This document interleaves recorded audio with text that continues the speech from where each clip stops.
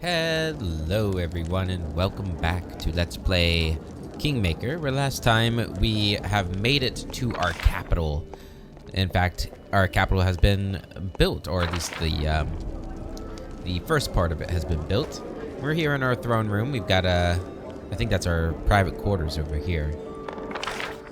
Yeah, personal chambers. Oh yeah. And we've done some kingdom management. That's what we ended last episode on. Let's go ahead and take a look at what we've got going on. So we've got 4 events going on here. We've got, what is this called? Bandits Outrage here that Amiri is taking care of, our general. We've got the Mysterious Cult, which our Regent Octavia is taking care of. The Mysterious Weed, which our Counselor Tristan is taking care of. And finally, an Enchanted Wind, which Harem, our priest, is taking care of. So they're doing that. It's going to take them a couple weeks to get all those done. So our business here is currently finished. Let's go ahead and talk to all the people we have around here. Starting with Keston. How may I serve you, Your Grace? What did you do to be exiled? I believe I have a right to know. Fair Didn't we enough. already read this? For a Garess, Yes. the prospect... My father... Don't imagine that I asked for pity. Everyone gets what they deserve. If I were to offer you a public position, what job would you like to do? I believe I can manage to uphold the law. Being a warden would suit me well. Okay. No. Castle. Castle Adori, elegantly dressed in former clothes as always, welcomes you with a courteous half bow. Your Grace. I'd like to know more about you. Happy to serve, Your Grace. Castle bows courteously again. Tell me about your origins. I grew up alone on the streets of Restov. I know nothing of my parents. It's more than likely that my mother just wanted to be rid of me. Probably left me somewhere in an alley as a baby. And I don't feel I have the right to blame her. It would have been so interesting if I kept his picture.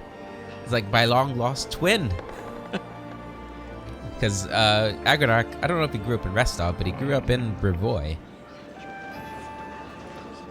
I don't remember how I survived. My first memory is of sneaking into someone's backyard. I must have been 3 or 4, and trying to steal food from a cat. Castle smiles sadly. A half-orc among the Brevik aristocracy is a rare sight indeed. Lady Jamandi Aldori herself brought me into the family. She picked me up off the streets when I was about 14. I was fighting some lord's guardsmen. Their master had expressed his wish in a most inappropriate manner to acquaint me with his female wolfhound in the hopes of producing offspring. Ah, yes. Castle's lips turn up slightly at the corners, stopping just short of looking sinister. Another sign of emotion crosses his face. I was at what would politely be called a disadvantage when I saw a flashing beam of light reflected off a lone sword. What happened next was too fast for me to follow, but all 3 of my torturers fell to the ground, a single woman standing above them. She turned to the Lord and coldly asked him, "And just what is it you're doing in here?" Castle speaks almost reverently, genuine awe in his voice. I'd never seen a Rostovic noble so afraid, but he was also almost reverent. And this lord was a close companion to the mayor at that. At the time, I had no idea who this woman was, but I couldn't keep myself from rushing after her. Well, hobbling, really, and pleading with her. "Teach me, please teach me. What's it like for you, living among humans?" "It isn't easy, Your Grace. I was born and raised in Restov. I don't know a single word of Orc. I devoted my entire life to proving myself worthy to bear the name Aldori. But to most people, I'm still a half-orc first and foremost. Anything else is secondary. It infuriated me when I was younger, but with age, I've learned to accept my fate. To me, I'm simply Castle, a street urchin from Restov who became the student of Sword Lord Jamandi Aldori. Nothing more, nothing less. I understand. It's a true shame. Would it be better to accept yourself completely as you are? People will never truly accept those like us as their own. I understand." He shows a reserved but heartfelt smile. "You're the ruler of this realm, Your Grace. Your example can change the way people see those like me. Like us. Thank you. Let's discuss something less personal. I need to discuss politics and affairs of the barony with you. How may I be of service, Your Grace? What's the situation between the Aldori and the Royal House Sortova? Castle's face remains impassive, but his speech becomes slower, more deliberate. The Sortovas and the Aldori are different in nature and spirit. They are as water and stone, a snake and an eagle. When Coral the Conqueror came to our lands, the Sortovas didn't even attempt to defend themselves. They gave up the crown in exchange for positions of power in the new court, along with the safety of their lands. The Aldori went to war, and lost. I dare not even say valiantly lost. The damage inflicted on Roslin's armies by the Red Dragons of Coral the Conqueror, well, it was a slaughter, a crushing defeat. A barely noticeable frown darkens Castle's face. Even with 2 centuries of effort, the Aldori and Roslin have yet to fully recover. For 2 centuries, we've fought for survival, while the Sortovas have flourished and grown stronger at the side of the throne. Needless to say, now that King Noleski Sortova and his sister Natala rule over Brevoy, our relationship hasn't improved. The Sortovas fear the Aldori, and the Aldori don't trust the Sortovas. That's the current situation between our houses. What can you tell me about the River Kingdoms? In times past, they were little more than a nest of bandits. Frankly, that hasn't really changed. Castle frowns disapprovingly. Of all the kingdoms, Pitax is probably of the greatest interest. King Aravetti rose to power too quickly and too easily. I would recommend Your Grace take great caution with him. Other questions? You must know much of the history of Brevoy and the neighboring lands. Castle's eyes light up. In Rostov, I spent nearly as much time studying historical chronicles as I did training with the sword. What would you like to discuss, Your Grace? I'd like to hear about the early history of Brevoy. That's a story written in blood. Aldori blood, mostly. In the beginning, Brevoy was 2 independent lands. House Sortova reigned over Isia, and the Aldori ruled over Roslin. They were not peaceable neighbors. Isia's soil was too poor to sustain its population, and its people were too cruel and proud to simply stand by and watch as their neighbors prospered. I'd be willing to bet that Rostov's northern walls still hold a few marks left by Sortova's soldiers during their frequent raids from ages past. It was Coral Rogarvia, later known as Coral the Conqueror, who put an end to all that. He brought each realm to its knees. Only one side knelt willingly. The other ended up first paying a devastating toll. Tell me about the Sword Lords. I could speak for days about the Sword Lords, but I'll try to condense things so as not to bore Your Grace. Our history goes back to ancient times, when Roslin was ruled by Baron Syrian I. He was a notorious squabbler and duelist, but at the time, he wasn't as skillful as he thought.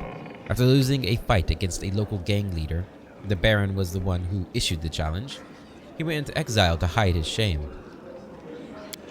But that was just the beginning. No one knows where Syrian wandered, but a few years later, he returned to Roslin, a changed man. He challenged the same gang leader to another duel and bested him handily. The Baron then declared an open challenge. Anyone who could defeat him would be rewarded handsomely. After that, not a month would pass without Syrian seeing another challenger. Renowned fighters and experienced warriors came and went, but none, not a single one, could best the Baron. In those years, Syrian took on his new name, Aldori. But many people preferred to call him simply the Sword Baron. Ooh, I like that. So the Baron was the first Sword Lord? The very same.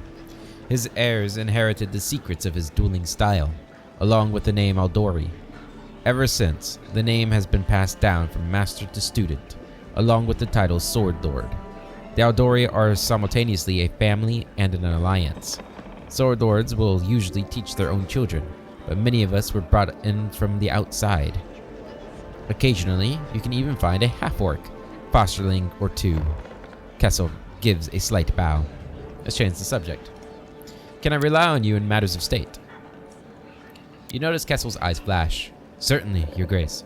To the best of my ability. I've learned from Lady Eldori not only the art of the sword, but also the ability to inspire. I could apply myself in the role of military advisor. Thank you. I like him. I don't think I've ever used him before. I think I usually use the white-haired guy when I've gotten this far, which has only been, I think I've said it before, I've only gotten this far twice, I think. So this is getting into territory that I don't remember very well, which is good. Hello. Octavia smiles at you flirtatiously. Got any news? I don't need you any longer. Go away. No, I'm fine. I'm fine. Tristan? Nope. Okay. Guard. There's Harem. Eh? What? Ah, it's you, Agranak. Are you sure you want to see the Dwarven ruins? Why open up old wounds? Aram looks down and strokes his beard a few times before answering. I'm not sure, Agranak. This will likely bring nothing but pain. I suspect I will regret going into those ruins. But nevertheless, I ask, please take me there. Alright. Amiri. Hey, Chief. Amiri gives you a broad grin. What's on your mind? Nothing. Thank you for talking to me. Alright, Mr. Storyteller. Hello, old friend. We're going to be seeing a lot of this guy over the next couple months. The man standing before you resembles an elf, but a very old one. His face is wrinkled, and his beard is as white as mountain snow. The man seems to be completely blind. The old man stares past you with unseeing eyes. He seems to be consumed in his thoughts. He mutters a soft melody, swaying back and forth slightly to its rhythm. The man shudders briefly and stops singing. His mouth opens and closes a few times, bringing to mind a fish brought to shore. Ah, who is there? Is that you, Your Grace? Who are you? I am an elf from Kyonin. My name is not important. I am the storyteller, collector of stories. I collect unknown legends of ancient times. The man smiles, but it doesn't seem to be directed toward you. I think this is the first time we've heard mention of Kyonin, the homeland of the elven race of Galarian. Kyonin was almost completely evacuated by the elves just before the fall of the Starstone. They only recently, by elven standards, returned to Galarian to reclaim their ancient homeland, and have become an isolationist realm, allowing new non-elven visitors into their mist-shrouded capital, Iadara. Long ago, I was a smith in Kyonin. The fire of the forge has burned out my eyes, but I am grateful for it. If I could see, I would yet forge suits of armor for Iadara's guards. Instead, I have stepped on the path of an adventurer and gatherer of ancient legends. The old man ponders silently for a moment. Many peoples are long dead. Their homes crumbled to dust, and their bodies turned to ash. Only legends can still tell us of their triumphs and defeats, their joys and fears. I would be so interested to hear these stories told about us after our demise. I've always been drawn to the Stolen Lands, where countless expeditions, armies, and even kingdoms have met their untimely end. When I learned of a new barony being founded in the heart of these lands, I knew I wanted to be a part of its story, so I made the journey here. Are you really an elf? Do other elves age like you do? A common question. Despite my unusual looks, I am an elf. And an old one, yes. Perhaps older than any other elf in Kyonin. However, I doubt my age alone is responsible for my appearance. I keep the stories of many people and races, some forever gone from the face of Galarian, but they live on in my memory and in my heart. When I accept a new story, I lock it within myself, bearing the weight of its words and the emotions they invoke. I sometimes think that I probably should have died long ago, but some incomprehensible force is keeping me alive and granting me the ability to continue my quest to gather stories. Be it divine power or fell curse, I am grateful either way. How could you tell it was me? The old man smiled slightly. It's not so hard to recognize a ruler by the walk he has. No one in here steps as confidently as you, your grace. Alright. Would you care to trade stories with me? The man's voice rustles like autumn leaves. I am a collector, not a trader. If I share a story with you, you receive the power to pass it further, changing or embellishing it, whether willingly or not. Can I be certain you will keep my stories intact in their absolute purity? The storyteller ponders for several moments. No, I don't think so. At least, not yet. These legends are the most precious valuables of this world, the last remnants of ancient tribes. They are beacons illuminating the way to the past, allowing us to meet generations long gone. I cannot let their light fade. The path to the past must not be lost. The old man thinks for a moment, then continues. But I can offer you a deal, your grace. If on your journeys, you discover items that come from eras past, bring them to me. And if my eyes can see the stories that these relics hold, I will gladly share them with you. And if you find all the pieces of any ancient artifacts, I can even recall my smithing skills to unite them and restore their power. Alright, we've got a few of these. Go ahead and remind me. Oh, this is new. In your travels, pay special attention to the items from ancient eras. There must be an abundance of such things throughout the stolen lands, for these lands remember stories of the rise and fall of many kingdoms. And if you find all the pieces of any ancient artifacts, I can even recall my smithing skills. Yeah, blah, blah, blah, blah. I found the shards of an ancient artifact. Can you restore it for me at an anvil? May I? The storyteller gently touches the items from your pack. You've gathered all the fragments of the necklace of double crosses. They can fit into my hand. They carry an inglorious story. Allow me to tell the tale as I restore it. I expect the story will amuse you, and perhaps even give you some food for thought. So, what is your answer? Will you entrust me with this treasure? The storyteller eagerly awaits your response. Go ahead. The storyteller holds the pieces of metal carefully in his hand. I shall begin. Not every legend speaks of heroic feats. Some tell of atrocities and wicked things. I will breathe my gift into the necklace, that it may tell you something of itself.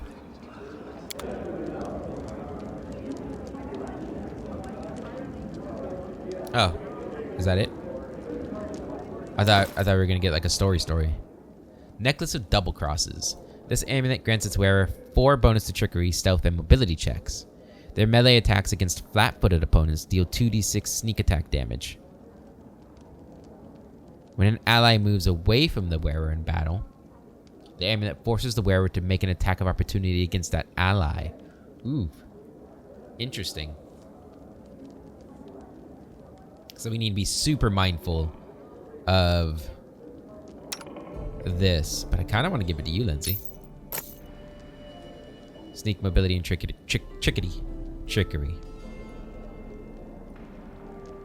Be cool. Alright. I need a wise advisor at my court. Would you like to serve me in matters of state? The storyteller's voice grows soft. Thank you for your words. I am unlikely to be able to interpret the intricacies of the political world or the affairs of the treasury, but my advice regarding the magic of the arts would be useful to any ruler. I brought more relics. A coin from a non-existent country. When Coral the Conqueror mastered Rossland, having claimed it for Brevoy, he prohibited the issuance and use of such coins. Both ordinary folk and the Eldori sword lords were required to use new coins decorated with Coral's profile. But no one was quick to be rid of these prohibited coins, oh no. In many houses they still store boxes and hold chests of such coins, waiting for the day when Rossland declares its independence. 3,400 gold. Nice. The storyteller's fingers caress the symbol shaped like a tree leaf. And what is this? I hear the voices of trees. Smell the scent of fresh leaves. A dryad mark, is it not? I would be happy to purchase it from you. 2,400 gold. Thank you. The storyteller idly toys with the ancient plain-looking coin. What was the name of the Calaran ruler who issued this coin? Does anyone remember now? What did the Cyclopses use it to purchase? Food? Books? Weapons? Perhaps someone's life or their freedom? Who can say? Its history was erased by the Earthfall, but I will buy it from you for significantly more than it was worth in its time. Calaran was the name by which an ancient Cyclops empire was known in the records of Iblidas. Yeah, sir. Which itself is one of the oldest human civilizations of Casmaran. The empire was founded by exiled Cyclopses escaping from brutal Golgon, but did not last long. Today, the area that was Calaran is part of Iobaria. The empire was destroyed in the events known as Earthfall and the ensuing chaos of the Age of Darkness. The storyteller weighs the soldier's tag in his palm. A soldier does not ask where the banners of his war are headed. He or she goes to battle, dies, and leaves it to others to decide whether the cause was just. This tag belonged to one of the many warriors who helped establish the glory of the Taldan Empire. If you would permit me, I would gladly purchase it from you. You're just made of money, dude. The belongings of brave heroes who performed their feats here before you. I sense you would be interested to hear their story, but there are too few of them here for me to recount it yet. Please find all 5 of them. I am sure you won't regret the time you spend in the search. Alright. Well, we got a lot of money from that. We've now got 25,000 gold. We are rich. Alright. Let's go to my personal quarters first. Go ahead. Check those out.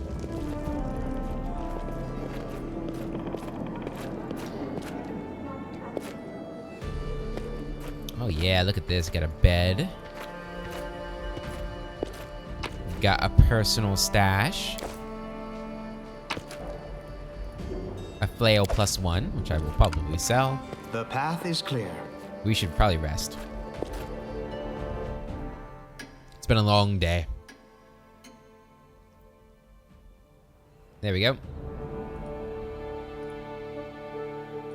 Okay. Now let's head out into the town. See what's out there. We need to find the, do we need to go back all the way back to Oleg's to retrain? Or did that lady come here? Did she move here? I don't remember. I do know we have a quest to go back anyway to talk to Boken. But, I want to respec some of our characters. As well. Help them with their builds a little bit. Hello, my savior.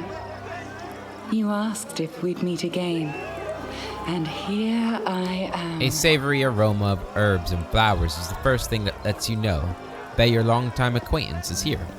The nymph looks at you in a strange way, like she's never looked at you before.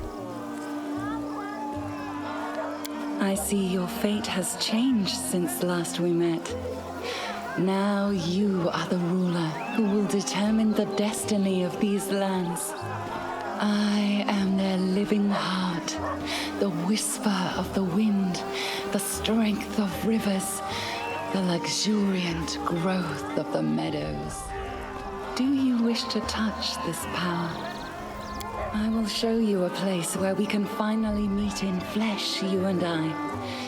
Deep in the woods, there is an old mossy ruins long abandoned, nearly swallowed by the thicket. There is an old tree growing among the stones in the yard, which I remember as a seed. A shadow under its green crown I call my verdant chambers. Visit me there, my lord, and come alone. A nymph's reward awaits you. Wait, I wish to ask you something. I don't need any reward. Seeing you is the best reward for me. I was happy to help. I'll see you soon in the verdant chambers. I hope I will be well rewarded for my efforts. I did save you, along with all of your precious flowers and bushes. I don't have time to wander through some thicket.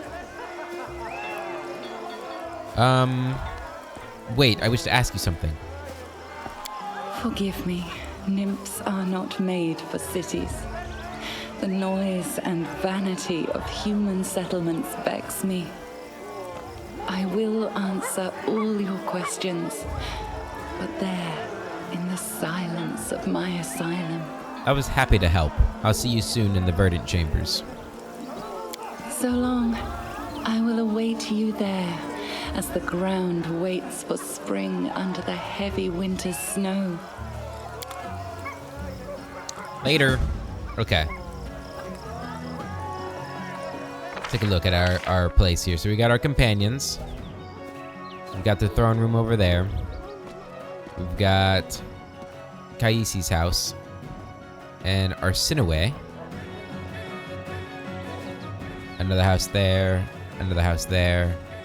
Where's my tavern? Where's my tavern? Okay, do I need to sell? You see a dark-skinned, wiry man with a weather-beaten face and a happy smile on his face. He is dressed luxuriously, and his dark hair and neat mustache are exquisitely coiffured. The man bows to you, spreading his arms a little. Hassif from Absalom is happy to meet and welcome you.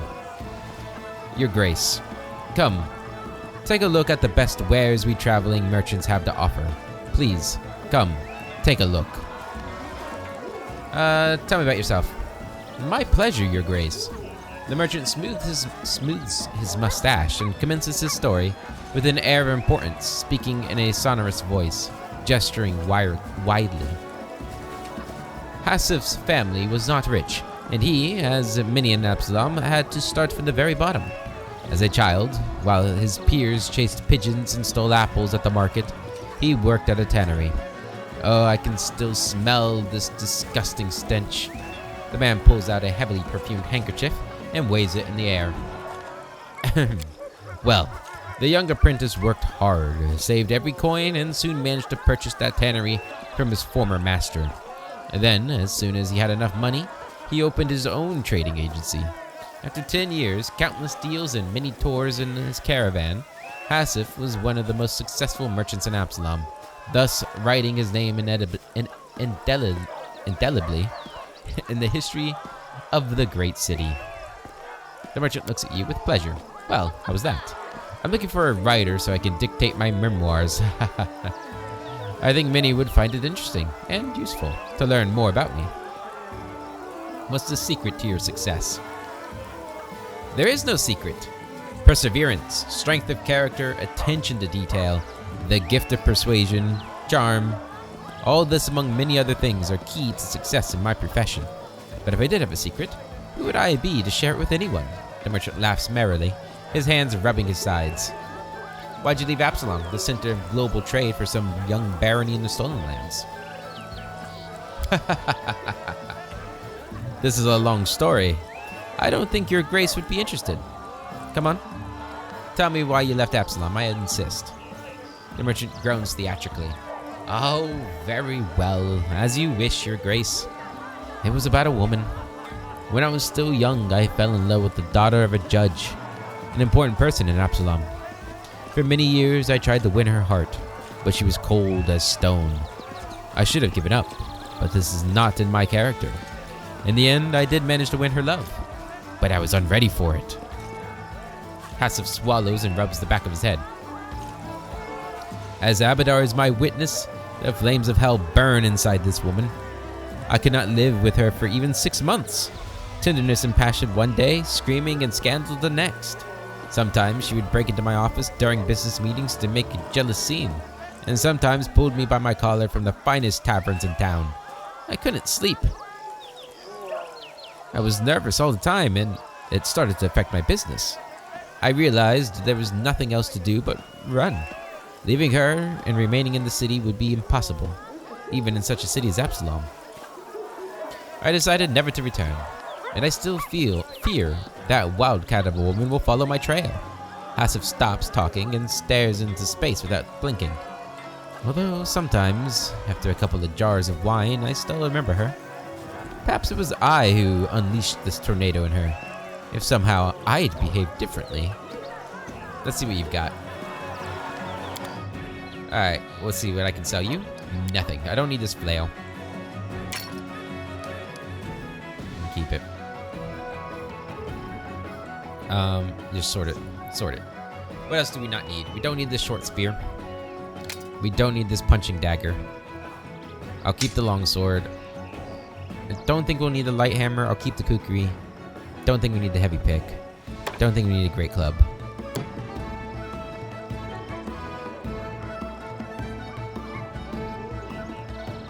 A glaive is a reach weapon, isn't it? We'll keep the glaive. I want to keep any reach weapons we get, because reach weapons are pretty nice. I still don't know if we'll have any tanks, but I'll keep that stuff. Okay, that's another 4,000 gold for me. Okay. Price in descending order. A bag of holding 25,000 gold. Oh, I want it so badly.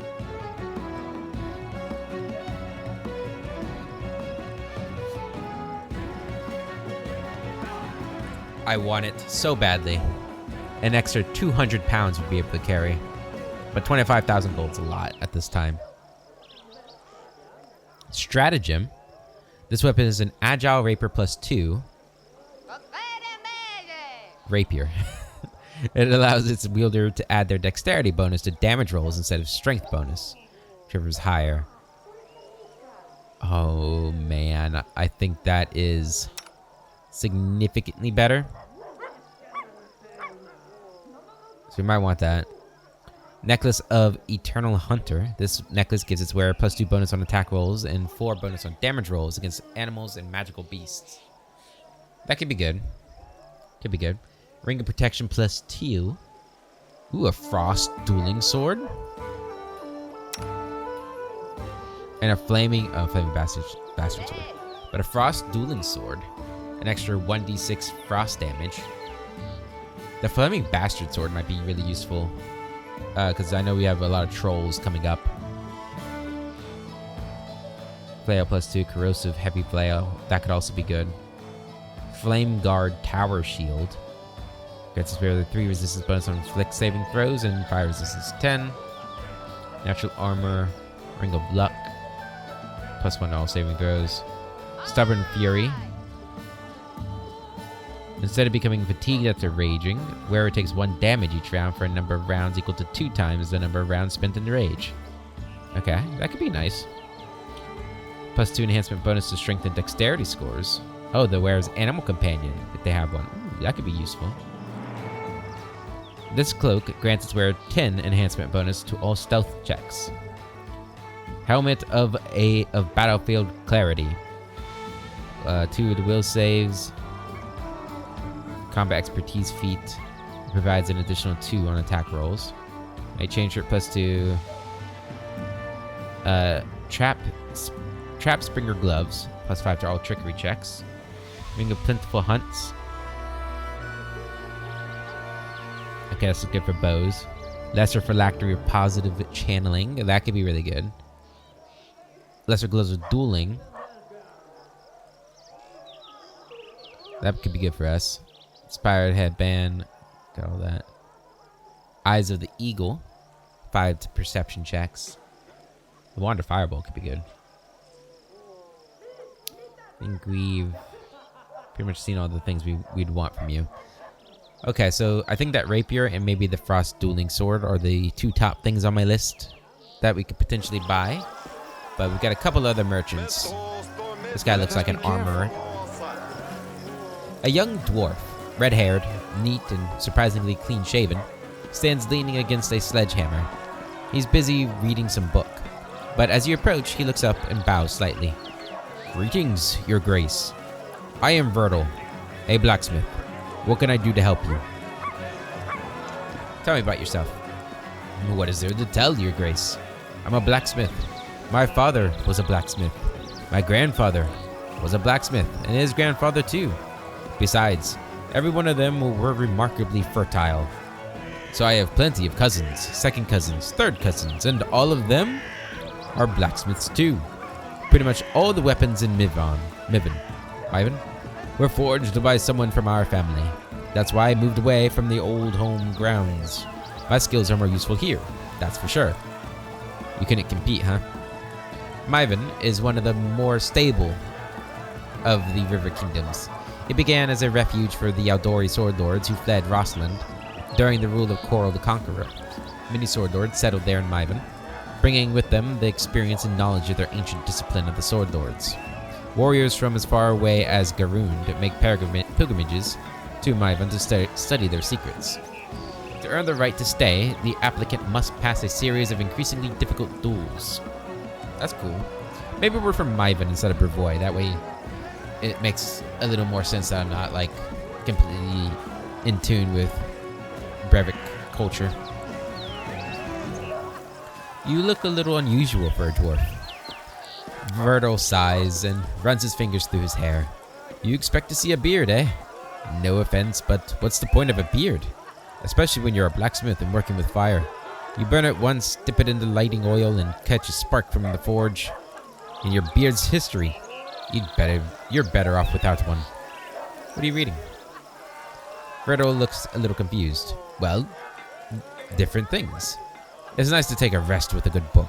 Just now it's Valor and Honor, 10 Adventures of the Splendid Willis Gunderson and Absalom. Let's see what you got. Alrighty. Go by price. Adamantine full plate +1. So adamantine, I think, gives you some damage reduction.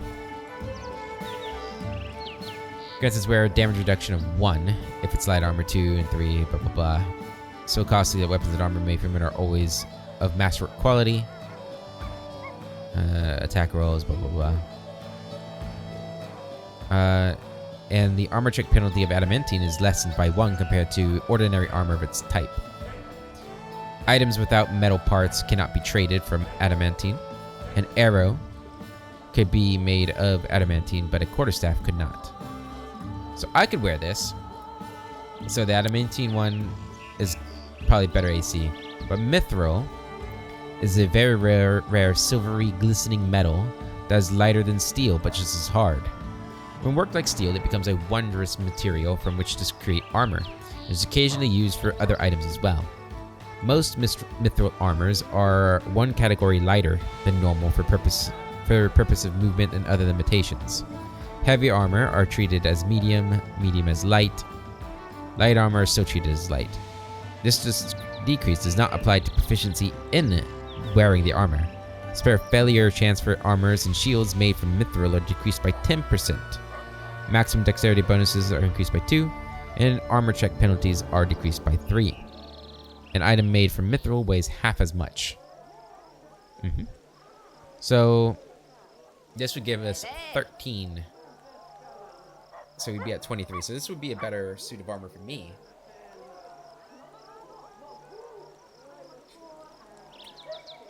But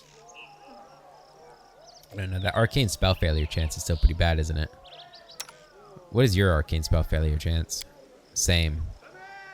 Can you wear it? I mean, that'd be kind of useful. I'm trying to remember, because one of my guides that I was looking at talked about picking this up. I can't remember if it's for Lindsay's build that I'm looking at or for Valerie. Or maybe it was for Miri. I don't remember. I'll have to look it up, but yeah. That's worth 12,650 gold. It's pretty pricey. What else do you got? Cold Iron Longsword. And a bunch of masterwork stuff. Okay. I'll have to think about it. How much money do we have again? 29,000. Okay. Got one more merchant to look at. Path is clear. Zarcy. The tiefling girl looks as though she's made of springs. She cannot stand still for a moment. She nods her head, snaps her fingers, and taps her feet to an inner whirling song. Seeing you, she quickly waves her hand and breaks into a wide smile, and immediately starts jabbering. Your Grace, welcome. What do you want? Scrolls? I have them. You won't regret it. My suppliers will bring more scrolls for sale if you manage to attract more mages to your land. More mages, more demand, and more goodies for you. So go build them libraries, and we'll both profit from it. Could you perhaps speak a bit more slowly? Sure, as you wish. Who are you? Zarcy the Letter Gobbler, at your service. The girl bows, and with a wide smile. Best spells, charms, jinxes, and hexes for the best baron across all the river kingdoms. Buy it all and don't get stingy. You won't regret it. Where'd your goods come from? It's a family business. I've got siblings across Mendev. They pinch every... they're very creative suppliers. And I sell it all. Get it now. Don't hesitate. My goodies are great. Is that like a... Tony the Tiger? Great. Is this one of the, I forget their names. The tiefling people. The thieflings. The thieflings. That's who she is, isn't she? She's a thiefling. Interesting. Is she mentioned in Wrath of the Righteous? I never noticed. That'll be fun to see. What do you got? A bunch of meta magic wands, rods. Not really interested in them. And then scrolls. Bunch of scrolls and wands in there too, it looks like. Okay. Nothing I'm really looking for just at the moment. But good to know. Okay. Any other named people around? No? Okay. We're gonna hit the tavern. Oh, Arsinoe. A woman in rich, gold-embroidered clothes greets you with a polite bow. Her eyes, the color molten gold, shine brightly in her dusky face. Greetings, noble ruler of these lands. My name is Arsinoe. I'm a messenger from the Temple of Abadar in Absalom, and I came here assuming the citizens of your young barony could use the service of a priest. What services do you offer? I can sell you various divine spell scrolls. They're quite useful, even if you don't have anyone in your party who can read them. While you're in this settlement, or indeed any place with a cleric willing to help, you need to only open your bag and choose the scroll you wish to cast. Yeah, we've read this. Tell me about Abadar. With pleasure. Abadar is the god of cities, laws, merchants, and wealth. The core of his teachings is simple. Law and order allows civilization to develop, which allows people to live in peace and prosperity. If a rastal favors old customs, small settlements, and simple trades like hunting, then Abadar patronizes development, complex trades, order, and entrepreneurship. Each priest of Abadar finds something personal in serving him. Some believe that law is the main aspect of their faith, and they guard it zealously. Others put the well-being of their society above all. I personally follow Abadar's teachings that say civilization must penetrate the wildest savage lands and help people live in comfort and safety. You're an Aasimar, if I'm not mistaken. I suppose it's easy to tell, isn't it? Yes, I'm an Aasimar, though I'm not sure how or when the blood of my celestials appeared in my family. Among all my relatives and known ancestors, I'm the only one who inherited it. I must admit, I'm glad this lot fell to me. It draws more attention to me, a useful trait for a priest who wishes to gather a congregation. How did you come to be in my barony? That's a long story, and not a terribly exciting one. I was born and raised in Absalom, but I saw little point in staying there. What's the purpose in promoting the faith of Abadar in a city already so large and well-developed? No. I was drawn to backwater places, where civilization was just beginning to emerge. It gives me such joy to see the first stones of a new settlement being laid, or to see wilderness that once harbored monsters and criminals become a safe, cozy home for people. I've devoted my life to my travels, choosing to visit places like your barony. Allow me to say, It's a place after my own heart. A city growing over the remains of a bandit lord's lair is exactly the sort of triumph of civilization Abadar prescribes. I hope my skills as a priest will be of service to these lands and their denizens. If you're so eager to help the citizens, why do you charge for your services? It's part of Abadar's philosophy. The rule of trade and exchange developed for a reason. They help bring order to our world, and they mustn't be broken without need. The opportunity to get what one desires for no effort has a corrupting effect on the soul. Let's see what you got. Anything interesting? Nope, just scrolls. Okay. I'll go ahead. Hello, citizens. So this is saying it's her house. Oh, it is. Okay. A tense silence hangs over the house. Kaisi, your tiefling friend, emerges from the shadow, but her eyes are staring into the distance. She seems to look right past you. No, not now. The turmoil is suddenly over, but you see fear in Kaisi's eyes, her blue eyes. It's you. I wanted to say What just happened? That is surely not regular travel between planes. Please don't be afraid. You can tell me the truth. What's going on? Yeah, let's get to the bottom of this. The girl closes her eyes and clenches her fists, obviously in the grip of a strong emotion, but one you cannot read. I knew it couldn't last forever. Why did he even make this rule if he knew it would be impossible to keep? She takes a deep breath, opens her eyes, and speaks with firm resolve.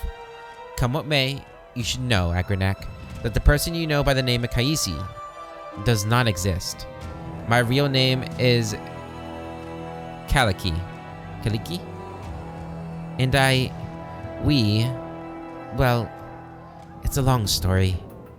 And such stories are better told beside a welcoming fire. Will you hear me out? I don't want to hear anything or see you in my lands again. Get out of here. Fine, let's go.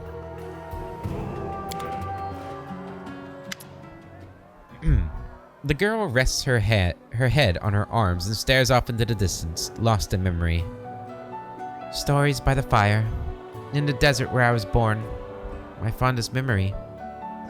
When the day is gone, hosts and guests, parents and children, friends and rivals, all gather by the fire under the stars to tell their tales.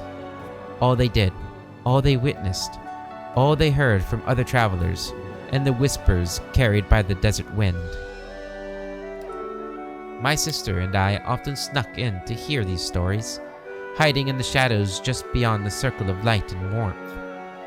We are hellspawn, you see. Tieflings are unwelcome guests in Kadira, unblessed by the light of the merciful Sarenrae.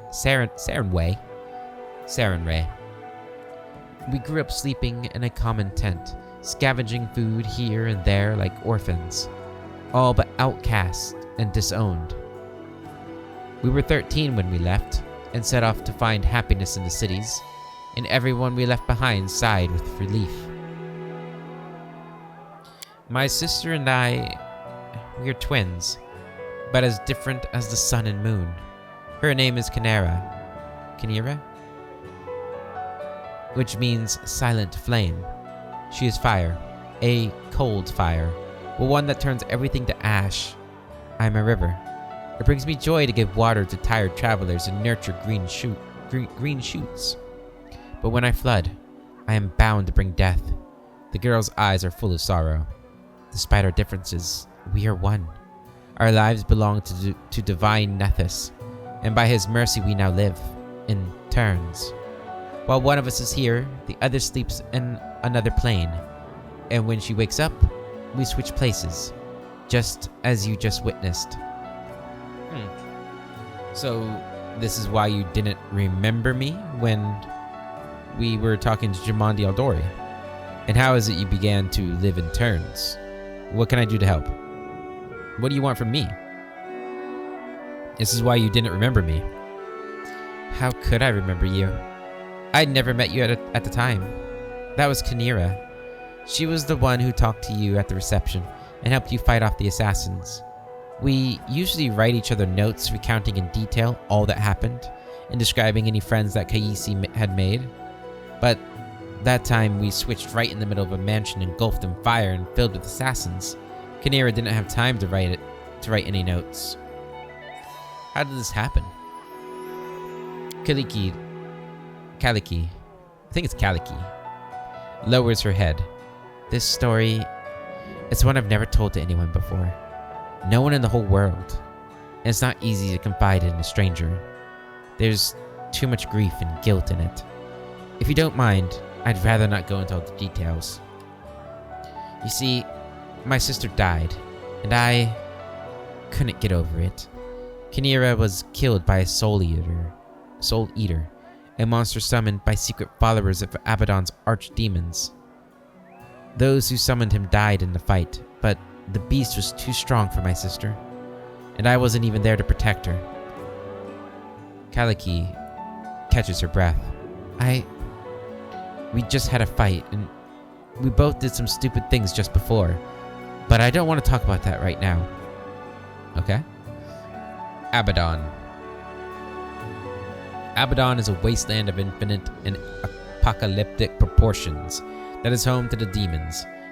It is dominated by the citadels of the Four Horsemen, but includes vast stretches of uninhabited wastelands and smaller holdings of minor warlords and vassals. Abaddon holds the headwater of the river Styx, which flows through the maelstrom, often touching hell and the abyss to eventually pool below Pharasma's spire. When I found out what happened to my sister, I was ready to make a deal with any power, if only I could just get her back. And I found such a power. I was contacted by the Arcanothene? The herald of the god Nethys himself. She promised she would return Kynira to life, but on two conditions. First, we must both keep the arrangement a secret. Second, we would never be able to meet again. And so our new life began. Now we flee through the world, guarding our secret, always introducing ourselves as Kaisi, to hide that there are two of us, and we switch places with each other at random. While one lives, the other sleeps in a demiplane, one created specially for us. Oop, sorry, I just... Her stories just got me so upset, couldn't take it, to punch the mic. Appearing as a woman-shaped cloud of swirling energy, this creature serves as the herald of Nethys, as a supernatural creature created in a moment of lucidity by an insane, omniscient god. The Arcanothene is often left to her own devices when her master does not need her, and wanders Galarian and the plains searching for new sensations and meaning to her existence and that of the multiverse. And you can't control these switches? No, we can't. They happen at random, most often while we're sleeping, but sometimes in broad daylight. That's why we can never stay in one place for long. When someone witnesses a switch, we usually tell them tales of a special magical way of traveling. But people start noticing strange things and begin to figure things out. Truth be told, I'm so tired of having to pretend. We knew this couldn't last forever, and now the truth is finally out. What's the point in all this? You've revealed your secret to me. It means you broke one of the rules set by the deity's herald. Yes. Will you make me regret this, Agranak? I felt you might be someone who could help my sister and me change our fates. What can I do to help? That's actually what I wanted to talk to you about. Kynira was supposed to tell you of an ancient treasury that we've been looking for. Gold isn't the only thing of value in this place. It may contain an ancient relic taken by the Taldan Raiders from a respected Qadiran temple of Nethys. It's an unusual relic called the Disk of the Eclipse. I once heard a beautiful story that it was created from the shadow that hides the sun and the moon, but I don't think that could be the truth. Nethys is the god of magic, who was once a mortal wizard, and relics from his temples are usually very powerful. There are many among his followers who think that solving the mysteries of magic, even rivaling their deity, is the best way to serve him. One such follower created the disc long ago, in the distant past. According to legend, it gave its owners control over planar travel, but only pairs of wizards bound by unbreakable ties could use it. While one of them traveled the planes, the other was his anchor in our world, and they could switch between. Do you see now why we are so desperate to find it? It might help us understand how the switch between me and Kynira really works, and it should make our divine patron happy. Nethys and his assistants valued the desire to understand mysteries of magic above all else. How did this disc come to be in the Stolen Lands? It was brought here by the Taldans from the 5th Army of Exploration. Taldor and Kynira were enemies for ages. Thousands of years ago, a soldier broke into the Temple of Nethys and stole the relic, to sell it or secretly hoard it as an heirloom. Hundreds of years later, his own kin, or the kin of its 100th buyer,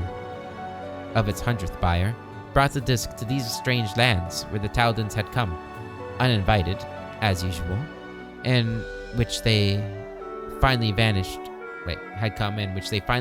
from, with little trace. Sometimes history is as intricate lace. You'd never guess where it begins and where it ends. Tell me about the location of the treasury. It was called Sorrowflow in the chronicle we read. It was once a Taldan town, founded by the veterans of the 5th Army Exploration. It stood on the shores of a turbulent river, and that was what destroyed it. One night, a terrible flood devastated the settlement, killing many and driving the rest to flee. Only the tower on the cliff remained, which was too high for the flood to reach. Water covered the ruins for a long time, but last year it receded.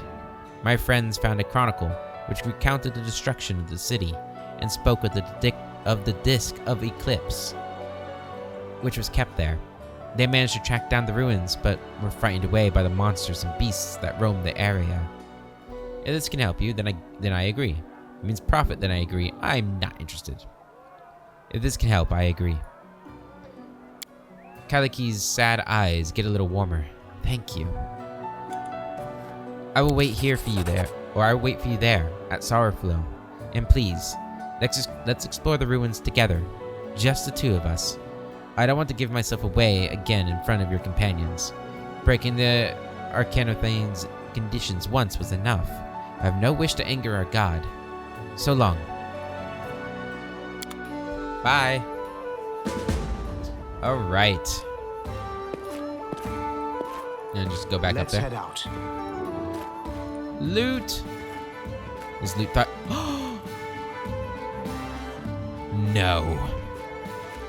How dare she lock a box from me? This is unfair. The path is clear. Okay, so that's not the inn. Where is the tavern? Tavern. Actually, don't know. Is there a tavern? I could have sworn I was told there was a tavern somewhere. Maybe that's it way up there. I thought it was on this side. Doesn't look like a tavern though, does it?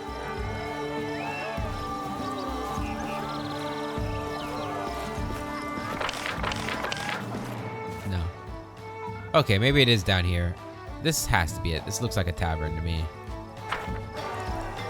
This area.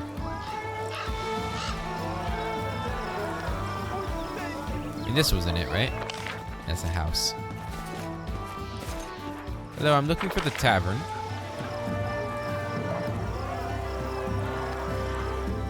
My regards, Baron.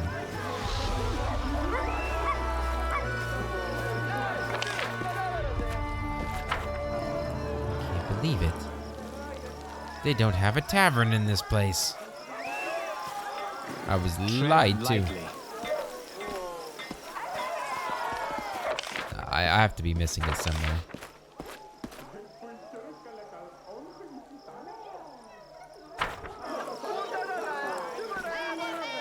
Let us be careful. They did say there was a tavern, didn't they?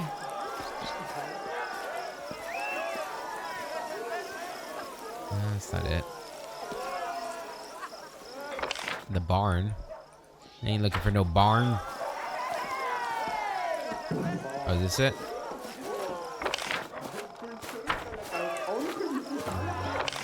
That was a house. It's got a sign though. Hey, can I take this stuff, guys? Thank you.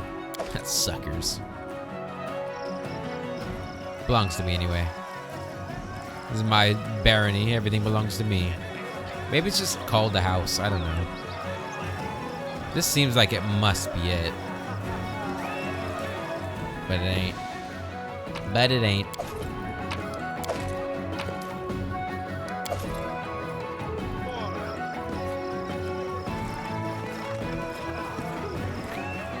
Can't believe there's no tavern in this place. A locked chest? What are you hiding? There's only one reason for somebody to have a locked chest. This looks like it should be the tavern, but we know it's not. The path is clear. I don't know.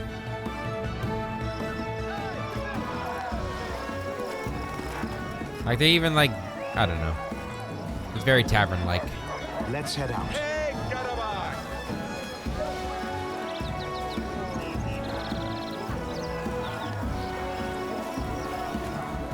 Hello, sir. Mind if I take your stuff? No? Okay. Alright, guys. Well, we can't find the tavern.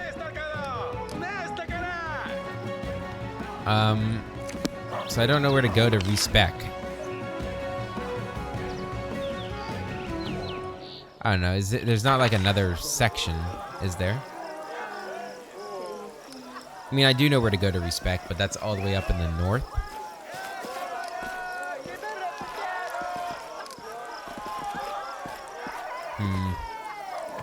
Who did we lose? Oh yeah, we lost Tristan. He died. I remember now. Let's go back. I just want to see the map. I'll go ahead. Real quick. We're not gonna go all the way up there. Well, I mean, we have to go up there for Boken, whatever his name is, anyway. You know, we'll read through our quests at the beginning of the next episode, and make a plan, because I guess it is time to set out anyway, and we have a quest to go up there. But let's just take a look around real quick. We got a bridge over here that we can go to. There's Sorrowflow, so we could go up here and do Boken's quest and do Sorrowflow, and maybe get these things along the way, because I think we can claim these. Yeah, we've got the bald hilltop there. We still have to clear out the tranquil riverbed, but it all seems like a good plan. Yeah. All right, so in the next episode, that's what we'll do. Until then, hope you all have a wonderful day, and I'll catch you later.